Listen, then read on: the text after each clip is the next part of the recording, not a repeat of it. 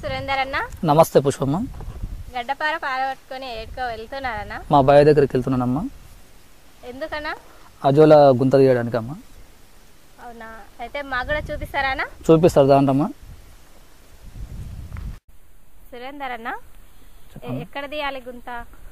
ఇది ఇంటి దగ్గరైనా సరే, బావి దగ్గర చెట్టు నీడలో కానీ ఎక్కడైనా సరే తీసుకోవచ్చు అమ్మా. ఇది గుంత తీయాలన్నావు కదన్నా? అవునమ్మా. అది ఎంత పరిమాణంలో తీసుకోవాలి? ఇగో అమ్మ, ఇది పొడుగు 6 ఫీట్లు తీసుకున్నాలే, వెడల్పు 3 ఫీట్లు తీసుకున్నాలే, లోతు 1 ఫీటు,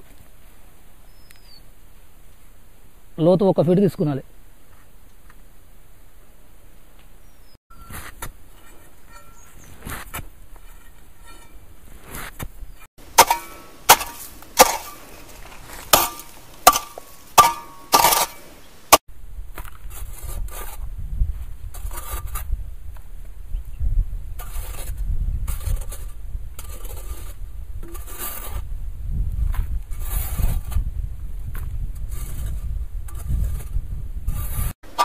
ఇగమ్మ కొలతల ప్రకారం బెడ్ ఇలా లేవల్గా చేసుకున్నాలేమ్మా. ఇగమ్మ ఈ విధంగా 4 వైపులా సమానంగా వచ్చేటట్లు 1 ఫీట్ లోతు తోగినాను. ఇప్పుడు గుంత తయారైంది కదా, అజల్లా తయారు చేయాలంటే ఇంకేమేం కావాలి? ఇగమ్మ ఒకటి ఇట్లా పాలిథిన్ కవర్ తీసుకున్నాలే, గుప్పెడు అజోలా కావాలమ్మా, పుట్టమట్టి కావాలమ్మా, ఆవు పేడ కావాలమ్మా.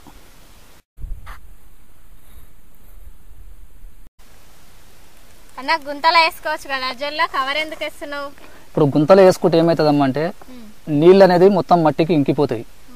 ఇప్పుడు ఈ కవర్ వేసుకుంటే మనము నీళ్లు కవర్ ఎప్పుడు మనకు ఇంకిపోకుండా ఉంటుంది. అజోలా మంచిగా ఏపుగా పెరుగుతుంది మనకు. ఇప్పుడు మొత్తం అయిపోయింది కదా, ఇప్పుడు దీన్ని ఎట్లా తయారు చేయాలో చూపిస్తావా? సరే అమ్మా, నేను చూపిస్తా.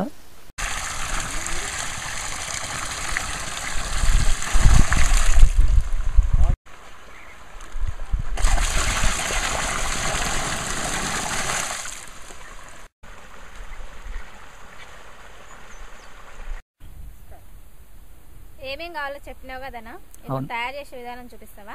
చూపిస్తానమ్మా. ఇగో అమ్మ, పుట్టమట్టి తీసుకొని ఇలా నీళ్ళలో ఇలా కలుపుకోవాలి.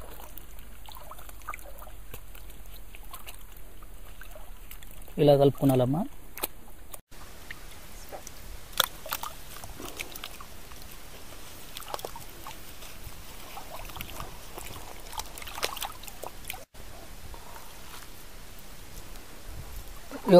పెండ కలుపుకున్నాలమ్మా నీళ్ళలో ఇట్లా.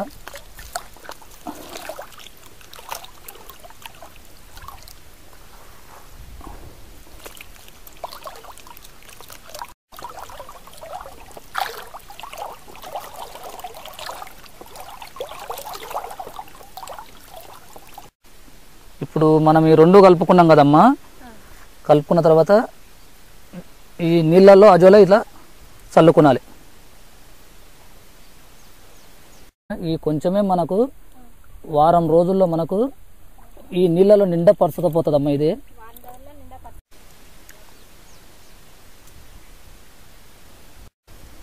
ఇంత చిన్న ఉంది, ఇది ఎట్లా వస్తుంటదన్న వారం రోజులలో? సరేనమ్మా, నేను చెప్తాను చూడమ్మా.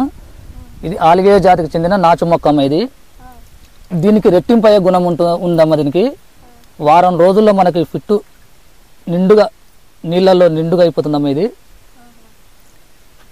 అన్న, ఈ అజోలా పొలంలో ఎప్పుడు వాడుకోవాలి?